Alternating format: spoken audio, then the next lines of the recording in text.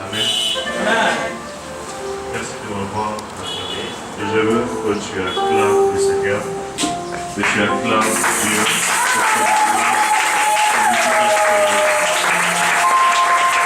Je veux que tu acclames Jésus. Celui qui t'a accordé la victoire. Celui qui ne te laisse pas. Voilà Père Emmanuel.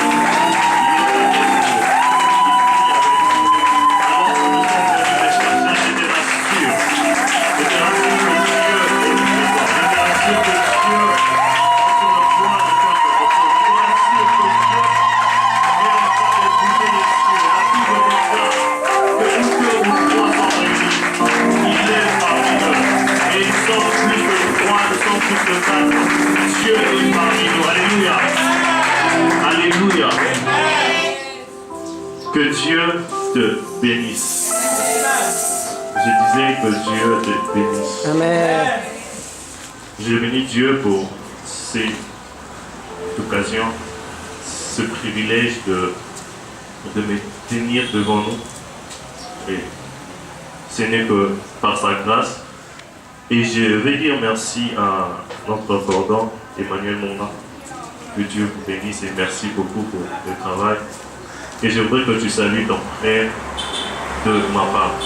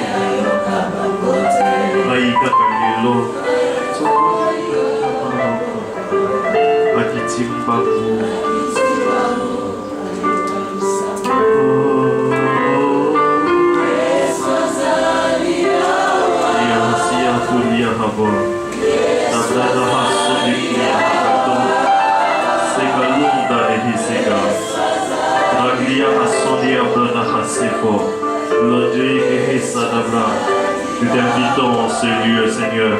Manifeste-toi et règne, Seigneur. Au nom suprême de Jésus-Christ. Nous voulons que toi seul, que tu domines dans ce lieu. Que toi seul, tu sois. Sois notre Dieu. Tu es le Dieu de nos pères. Ô Père, au travers de nous, au nom de Jésus. Aimons, Seigneur, et nous te bénissons. Dans le nom de Jésus-Christ. Nous allons ainsi prier, disons Amen. Amen. Amen. Ton Amen est trop froid. Amen. Amen. Yes. Sans plus tarder, nous allons ouvrir nos Bibles dans le livre de Luc 3.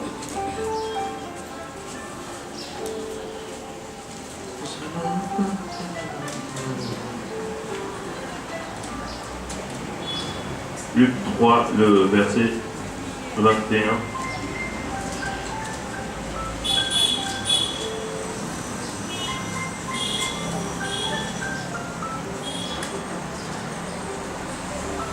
Une autre personne va nous préparer Luc 9, 29.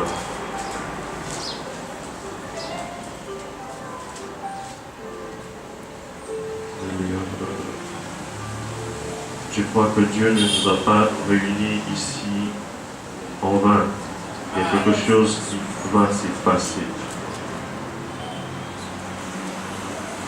Si on a trouvé, on peut nous aider rapidement avec la lecture. S'il vous plaît, rapidement. On n'a pas encore trouvé, ou soit on n'a pas de livre. Luc 3. Luc 3, 21. Luc 3, 21, nous lisons en notre Seigneur. Amen. Amen. Tout le peuple se faisant baptiser, Jésus fut aussi baptisé. Et pendant qu'il priait, le ciel s'ouvre. Amen. Amen. Luc 9, 29. Luc 9, 29. Luc 9, 29, nous lisons au nom du Seigneur. Amen. Pendant qu'il priait, l'aspect de son visage changea et son vêtement devint d'une éclatante blancheur. Amen. Amen. Alléluia. Et là, nous sommes en train de voir, on nous parle de deux textes, on vient de lire deux textes, et nous sommes en train de remarquer que dans les deux textes, il se passe quelque chose. Ça veut dire qu'on nous parle de la prière et on nous parle de ce qui est en train de venir après. Nous sommes en train de voir Jésus qui est avec ses disciples et Jésus qui désire aller prier. Et lorsqu'ils arrivent au lieu de la prière et Jésus a commencé à prier. Jésus a commencé à prier et nous sommes en train de remarquer une chose. La Bible dit que pendant qu'il s'est mis à prier, l'aspect de son visage a changé. Et l'aspect de ses habits aussi ont changé. Alléluia. Amen. Et nous sommes en train de remarquer aussi, on est en train de nous parler du baptême. Et on nous dit que alors qu'il a commencé à prier, le ciel s'est ouvert. Amen.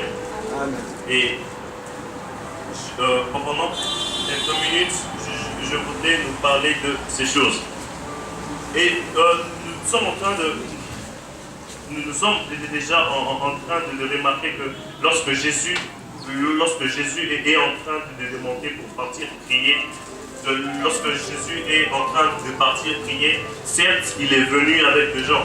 Certes, il y avait des gens qui étaient en train de l'accompagner. Mais lorsque il s'agit de la prière, on est en train de parler de Jésus seul. Ça veut dire que peut-être aujourd'hui tu es venu avec des gens. Peut-être aujourd'hui tu t'es fait accompagner avec des gens. Mais lorsqu'il s'agira de prier, tu seras en train de prier pour toi-même. Amen. Lorsque tu seras en train de prier, tu seras seul face à Dieu. Ça veut dire qu'il y a de ce moment où c'est important de monter seul à seul et parler avec Dieu. La Bible est en train de nous dire ceci, que Moïse parlait avec Dieu face à face. C'est aussi comme Jésus. Il se passe que Jésus a commencé à prier et en ce moment-là, il était face à face avec Dieu. Mais ce qui me plaît, on est en train de nous dire qu'au moment où il s'est mis face à face avec Dieu, l'aspect de son visage a commencé à changer et aussi les habits. Et lorsque j'étais en train de méditer et de me poser la question, comment est-ce qu'en priant seulement, l'aspect de son visage a commencé à changer? C'est alors que je rencontrais le psaume 50, le deuxième verset. On est en train de nous parler, disons, de Sion, beauté parfaite, Dieu resplendit. Dans ce psaume, on est en train de nous présenter Dieu en tant que le Dieu à la beauté parfaite. Amen. Amen. Et lorsque j'étais en train de vouloir faire de recherche sur ça, on est en train d'employer un nom où on est en train de dire Yahweh Yové Miklat. Et Yahweh Yové Miklat veut dire quoi? Et Yahweh Yové Miklat est en train juste de dire que le Dieu qui change l'aspect des vies. Amen. Amen. Le Dieu qui change l'aspect des vies. Et Jésus s'est mis à prier. Et lorsqu'il s'est mis à prier, il y a la beauté de Dieu. Je veux dire à une personne ceci. Certes, tu es venu seul. Certes, tu es en train de parler avec Dieu. Certes, nous sommes là juste pour 24 heures. Mais pendant ces 24 heures, tu seras en train de rencontrer la beauté de Dieu. Amen. Tu seras en train de rencontrer la beauté de Dieu. Et la beauté de Dieu fait en sorte que non seulement lui soit vu, mais ça fait en sorte que même toi qui es en train de contempler son visage, que tu pries aussi. Lorsque l'ange vient apparaître à Marie, lorsque l'ange vient apparaître à Jean, Jean a voulu s'incliner devant l'ange. Pourquoi? Parce que l'ange était en train de dégager cette beauté de Dieu. L'ange était en train de dégager cette beauté de Dieu. Et c'est ce qui fait que lorsque nous passons de temps avec Dieu, il s'est fait qu'on puisse nous confondre de Dieu. Pourquoi? Parce qu'à cause de la beauté de la vie de Dieu qui est transformée en nous. Amen. Amen. Et on est en train de nous parler de cet aspect du visage de Christ qui est en train de changer. On est en train de nous parler de son habit qui est en train de se transformer. Mais j'aime la Bible. La Bible n'a pas dit que du tout ça a commencé à changer. Mais la Bible a commencé par nous dire une chose. Alors qu'il priait, pendant qu'il priait, ça veut dire qu'il y a toujours quelque chose qui se passe dans la présence de Dieu, mais lorsque nous décidons de parler à Dieu. Il y a toujours quelque chose qui se passe dans la présence de Dieu, mais lorsque nous décidons d'aller vers Dieu. Alléluia. Amen. Lorsque nous rencontrons Dieu, je nous assure que nos vies n'est plus les mêmes. Amen. Et nous sommes en train de remarquer dans la Bible, il y a une femme qu'on appelait Sarah. Et lorsqu'on parlait de Sarah à chaque moment de sa vie, à chaque période de sa vie, on était toujours en train de parler d'une femme qui était belle. Malgré l'âge qui était en train d'avancer. Et à un moment, Sarah, à 75 ans, Sarah va à l'Égypte. Et lorsque Sarah va à l'Égypte, il se passe une chose. Il se passe que le roi va voir une chose. Il remarque que Sarah était plus belle que toutes les femmes d'Égypte. Et le roi va vouloir prendre Sarah pour femme. Qu'est-ce que cela veut dire? Cela veut juste dire que lorsque nous nous rapprochons de Dieu, lorsque nous faisons de la prière notre culture, il se passe une chose, malgré que le temps de ta vie est en train de changer, malgré que tout ce que tu es en train de faire ne change pas, Dieu sera en train de s'arranger à accorder sa beauté dans tout ce que tu fais.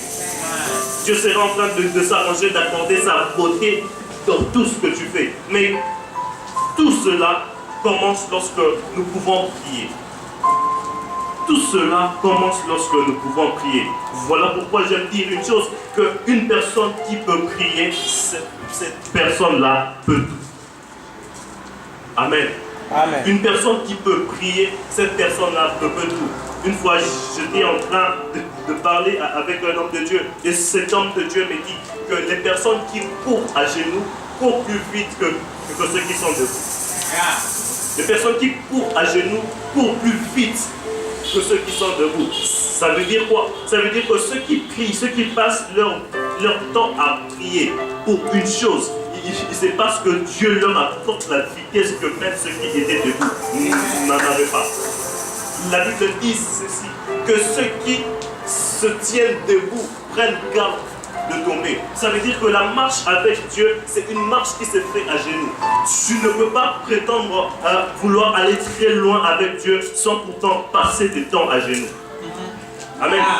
Voilà pourquoi la Bible, l'apôtre Paul est en train de nous dire une chose, que ceux qui sont debout prennent garde de tomber. Parce que lorsque tu es debout, il peut arriver que tu puisses manquer de l'équilibre.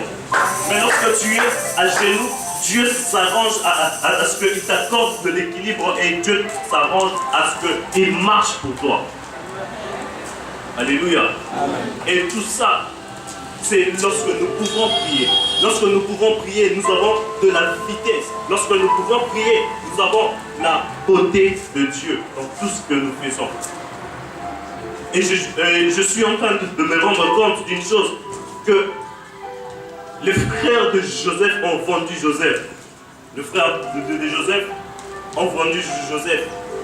Et des années après, son père, ses frères vont revenir en Égypte. Et ses frères sont en train de chercher de l'aide.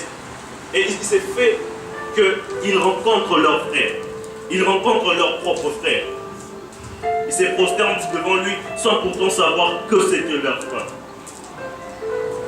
Ils se prosternent sans pourtant savoir que c'était leur frère. Jusqu'à ce que leur frère va se dévoiler et dire que je suis votre frère. Vous savez que lorsque tu passes plus de temps avec Dieu, lorsque tu t'habitues à la présence de Dieu, lorsque la présence de Dieu devient pour toi une adresse, il se passe que même ceux qui t'entourent ne peuvent plus te reconnaître. Même ceux qui t'entourent ne peuvent plus te reconnaître. Jésus-Christ va apparaître. Jésus-Christ va apparaître à ses disciples et ils ne sont pas en train de reconnaître qui il était. Jusqu'à ce qu'ils disent que je suis votre mère.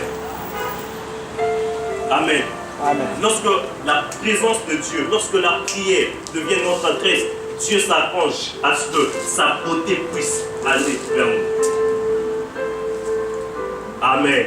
Amen.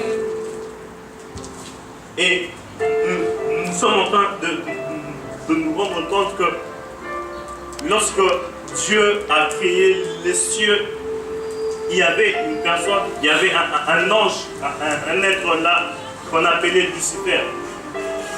On l'appelait l'ange de lumière. Pourquoi?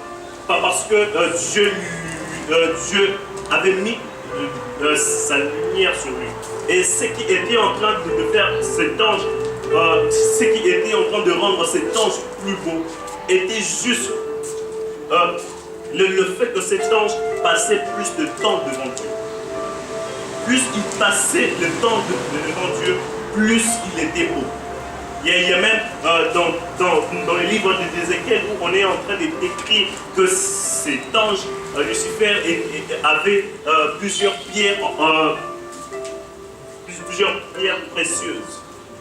Et il se faisait une chose, que ce qui faisait briller ces pierres précieuses, ce n'était pas lui-même, mais c'était la lumière qui était devant cet ange. Et c'est ce qui faisait qu'il était plus beau. Pourquoi? Parce que Dieu avait mis déjà des choses en lui. Et lorsque cette lumière frappait, il était plus beau. Ça veut dire qu'il y a des choses que Dieu a placées en toi qui ne peuvent briller que lorsque tu es devant sa présence. Il y a des choses que Dieu a mis en toi. Il y a des choses que Dieu a prédestinées sur toi, mais qui ne peuvent briller que lorsque tu sais t'approcher devant lui. Lorsque tu ne t'approches pas devant Dieu, tu seras comme un homme ordinaire, alors que tu n'es pas un homme ordinaire. Et il s'est passé que cet ange a été chassé. Cet ange a été chassé. Et nous sommes en train de voir que depuis que cet ange a été chassé, cet ange souffre de la crise d'identité.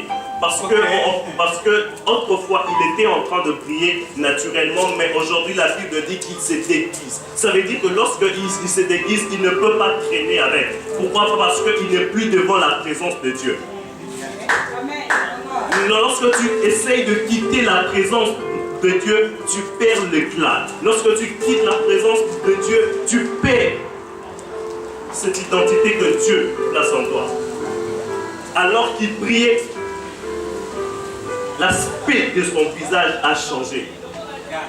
Ça veut dire que ce qui s'est passé autrefois avec Lucifer s'est passé avec lui maintenant. Ça veut dire qu'il priait maintenant naturellement. Je prie à Dieu que alors que nous sommes en train de prier, que Dieu fasse prier nos vies au nom de Jésus. Que Dieu fasse prier nos vies au nom de Jésus. lorsqu'il y avait plusieurs disciples qui étaient de l'autre côté, et Jésus-Christ, la Bible dit qu'il s'est retiré pour prier. Il était en train de prier. Il était en train de chercher la face de Dieu. De la même manière que nous sommes en train de le faire aujourd'hui. Il était en train de chercher la face de Dieu. Et il se passe une chose que lorsqu'il quitte son lieu de prière, parce que vous savez, il y a une différence entre quitter le lieu de prière et quitter la présence de Dieu. Amen. Tu peux quitter ton lieu de prière, mais rester dans la présence de Dieu. Je prie à ce que, à chaque fois que tu seras en train d'entrer dans ton lieu de prière et tu seras en train de ressortir, que tu demeures dans la présence de Dieu. Amen. Et lorsqu'il est en train de quitter le lieu de prière, il se rend compte que le disciple lui ont laissé. Ils étaient déjà sur la barre. Et naturellement, si tu surates, par exemple, un vol, il faut que tu attendes l'autre tour ou bien l'autre part pour que tu partes. Mais cet homme s'est rendu compte d'une chose, qu'il venait de prier. Cet homme s'est rendu compte que non, bien que je suis le Fils de Dieu, mais maintenant là je suis dans la présence de Dieu. Je viens de chercher Dieu. La Bible est en train de dire, dans le livre de Luc 3, alors qu'il priait, le ciel s'ouvrit. Et il s'est dit une chose, alors que je viens de la présence de Dieu, ce même ciel qui était ouvert autrefois, ce même ciel est ouvert sur moi. Et c'est parce que cet homme a commencé à marcher sur les eaux. Dis avec moi, marcher sur les eaux. Or, pour les Israélites et aussi pour toutes les personnes normales, il ne peut marcher que sur l'eau un esprit. Ne peut marcher que sur l'eau un revenant. Pourquoi? Parce que l'eau, il y a plusieurs esprits qui marchent et qui traversent l'eau.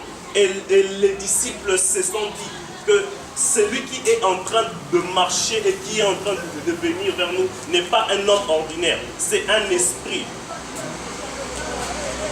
Et il s'est fait que, vous savez qu'à chaque fois que nous sommes dans la présence de Dieu et à chaque fois que nous sommes sur cette terre ayant la présence de Dieu, cela fait de nous des esprits. La Bible est en train de nous montrer une chose, que lorsque Dieu était en train de créer l'homme, Dieu a soufflé sur l'homme. Ça veut dire que la différence entre l'homme et tout ce qui existe, c'est le souffle de Dieu en l'homme. Lorsque nous sommes dans la présence de Dieu, Dieu fait en sorte que cet esprit qui était dès le commencement puisse revivre. Ça veut dire que tu deviens un fantôme. Un fantôme, c'est lorsqu'il rencontre un mur, il perce le mur. Lorsqu'il voit l'eau, il marche sur l'eau. Lorsqu'il rencontre des obstacles, il saute les obstacles. La prière fait de nous des super-héros. La prière fait de nous des fantômes. Ça veut dire que ces hommes étaient habitués à voir Jésus-Christ. Et sûrement qu'ils étaient en train de voir Jésus-Christ venir et ils étaient en train de se dire, soit c'est lui, soit c'est le fantôme. Et Jésus-Christ s'approche vers eux. Jésus-Christ s'approche vers eux. Et Pierre aussi demande de marcher comme Jésus. Pierre aussi demande de marcher comme Jésus. Et là, je vais énumérer mon premier point. Lorsque Pierre marche, il se rend compte qu'il était déjà en train de marcher. Et Pierre commence à fondre. Pierre commence à fondre et Jésus va lui dire homme de peu de foi. Ça veut dire qu'il ne suffit pas seulement d'aller prier, mais quelque part, il suffit aussi d'avoir la foi en celui que tu es en train de prier. Alléluia. Vous savez, j'ai remarqué dans plusieurs foyers où il y a de petites filles. Les petites filles, lorsque je parle de petites filles, je vois entre 1 et 3 ans, 6 ans d'ailleurs aussi. Ces filles aiment tellement leur père qu'ils ont foi en leur père. Et même il y a de ces enfants qui croient que leur père est plus riche que tout homme au monde. Pourquoi? Parce qu'à chaque fois qu'il a besoin d'une chose, lorsqu'il va chez son père s'est débrouille pour le donner. Et lorsque son père lui donne ses enfants, développent une confiance en leurs parents et ils se disent que tout ce que je demande à mon père, il me donne. Et c'est ce qui fait qu'à chaque fois que cet enfant a un problème, cet enfant, même si tu es le plus riche du monde, tu es dans la maison, cet enfant ne va pas te demander. Cet enfant va commencer par demander d'abord à son père. Amen. Amen. Ça veut dire que, et même nous sommes en train de voir Jésus-Christ qui va prendre des enfants et qui va présenter le royaume des cieux. Il va dire quelque chose, il va dire que le royaume des cieux est pour ceux qui sont comme ces enfants. Pourquoi? Parce que la première des choses qui caractérise un enfant croit sans voir. Un enfant a une foi aveugle. Amen. Amen. Tu peux venir dire que habille-toi en voyage maintenant. Un enfant va s'habiller parce qu'il sait que mon père m'a dit que nous sommes en train de voyager. Cette confiance que les enfants ont, et c'est ce que Dieu est en train de dire. Dieu n'a pas dit que le royaume des cieux ressemble à ceux qui... le royaume des cieux appartient aux enfants, mais la Bible dit que ça ressemble à ceux qui sont comme les enfants, ceux qui peuvent avoir cette foi.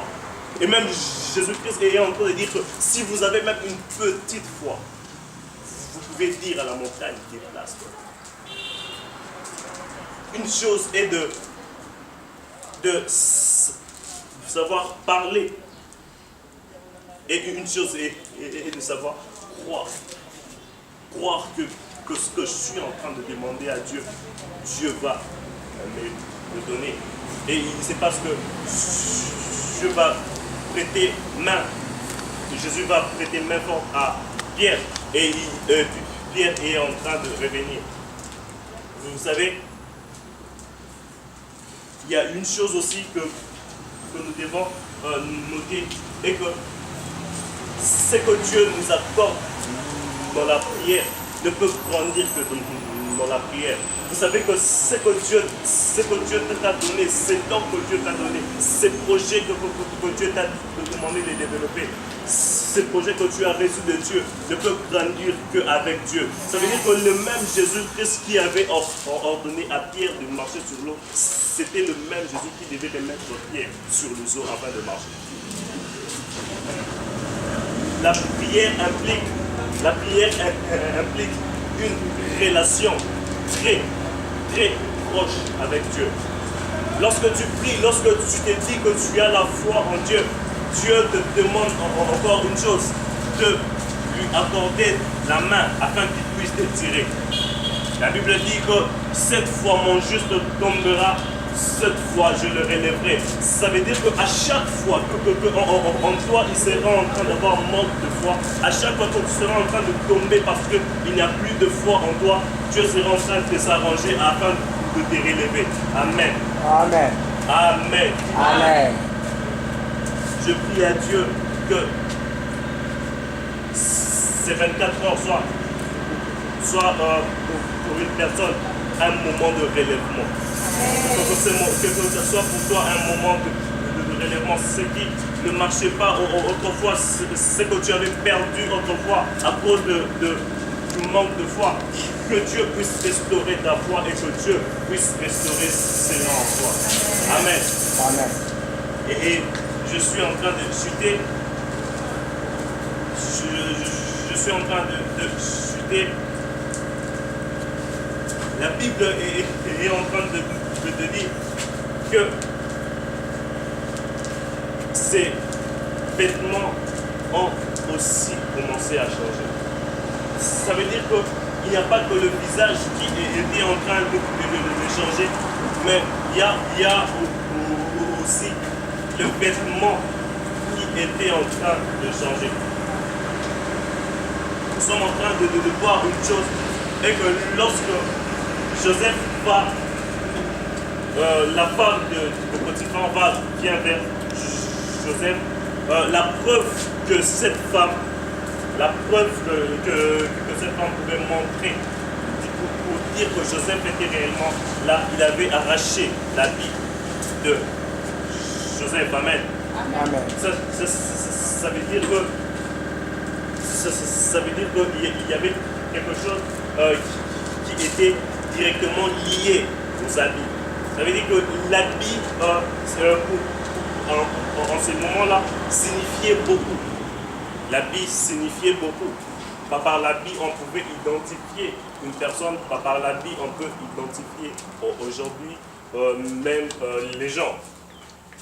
Lorsque tu es à l'hôpital et que tu attends qu'on puisse te traiter, imagine que tu vois quelqu'un qui vient avec une culotte, un t-shirt et avec le catch, avec le ballon et qui vient pour te traiter, pour te poser la question comment tu vas, qu'est-ce qui se passe. Une chose est sûre, automatiquement tu vas douter cette personne. Pourquoi? Parce que la vie que cette personne a mis ne peut se retrouver que dans des stades. Alléluia. Et l'habit d'une personne blanche qui viendra vers toi, même si cette personne n'est pas spécialiste, à cause de son habit, tu vas te confier à cette personne. Amen. Amen. Même si tu ne sais pas parce que généralement nous ne savons pas ce qui nous traite. Nous venons et nous voyons des gens qui viennent sans pourtant savoir ce qui atteint là vraiment est-il. Mais nous nous confions à eux. Et ça veut dire que quelque part la personne, l'habit joue un très grand rôle. Alléluia. Amen. Et on est en train de dire que lorsque Jésus était en train de prier, non pas seulement le visage a été transformé, mais l'habit aussi a commencé à briller. Ça veut dire une chose, lorsque quelqu'un rencontre Dieu, lorsque quelqu'un va pour chercher Dieu, il s'est fait que Dieu s'arrange aussi afin de changer son identité. Amen. Dieu s'arrange aussi pour influencer tout. Dieu s'arrange aussi pour influencer tout de cette personne. Voilà pourquoi la Bible dit que personne, à chaque fois qu'il y a rencontre avec Dieu, il y a personne qui rencontre Dieu et reste le même. Il y a personne qui rencontre Dieu et reste le même. Amen. Amen. Lorsque nous prions, Dieu s'arrange pour transformer et pour briser aussi l'identité. Alléluia. Amen. Et aujourd'hui, je voudrais que lorsque tu seras en train de prier, pendant ces 24 heures, lorsque tu seras en train de prier, laisse que Dieu puisse changer l'identité. En telle sorte que lorsqu'on sera en train de voir Pierre, lorsqu'on sera en train de voir Pierre parler, qu'on puisse dire que celui-ci, il parle comme Jésus. Qu'on puisse dire que celui-ci, il est comme Jésus. Parce que le vrai christianisme, ce n'est pas ce christianisme qui s'est dit, n'est pas ce christianisme qui se publie sur Facebook, WhatsApp et autres. Non, mais le vrai christianisme, c'est lorsque les autres peuvent lire la Bible en toi. C'est lorsque les autres peuvent savoir comment Christ a habité avec les autres. Au travers de la prière. La prière ne nous rend pas seulement de super-héros, mais la prière fait en sorte qu'un lion puisse devenir un agneau. Alléluia. Amen. Et lorsqu'un homme est comme un agneau, l'homme inspire au monde comment nous devons marcher pour être comme Dieu. Amen. Amen. Apparemment, nous sommes déjà fatigués. Nous avons 24 heures. Amen. Amen. Yes. Pendant qu'il priait, toutes ces choses ont commencé à se faire. Le visage a commencé à briller et la vie aussi a commencé à briller. Vous savez qu'à chaque fois que nous cherchons la face de Dieu, à chaque fois que nous cherchons la face de Dieu, Dieu est là. Dieu est toujours là pour faire quelque chose dans nos vies. Lorsque nous sommes venus en ces lieux, certes, nous avons accepté de quitter nos lits, nous avons accepté de tout laisser. Et Dieu s'est rendu compte de cela. Et Dieu commençait déjà à travailler. Amen. Amen. Dieu a déjà commencé à travailler. Et alors que nous serons en train de prier, je suis juste en train de nous préparer pour un moment de prière. Alors que nous serons en train de prier, rassurons-nous d'une chose, que tous ceux qui avaient cessé de prier, tout ce que le diable avait volé, Dieu sera en train de faire, de rallumer cette flamme-là. Alléluia. Dieu sera en train de rallumer cette flamme. Parce que je suis en train de voir, il y a même des gens, pendant un moment, ils étaient en train de recevoir beaucoup plus de sang. Il y a de ces gens qui étaient en train même d'entendre la voix de Dieu. Mais pendant, depuis un moment, cela a commencé à s'arrêter. Mais Dieu est en train de me dire que alors que nous serons en train de prier, le visage de plusieurs vont se rallumer. Amen. Le visage de plusieurs vont se rallumer. Et Dieu va faire en sorte que ce qu'il a mis en toi soit découvert. Amen. La Bible dit que nous sommes la lumière du monde. C'est nous la lumière du monde. Et pour que nous puissions donner la lumière, nous devons nous cacher dans la présence de Dieu. Lorsque nous sommes dans la présence de Dieu, Dieu se décide de rallumer nos vies. Amen. Amen. Alors je prie que tu sois déjà en train de te préparer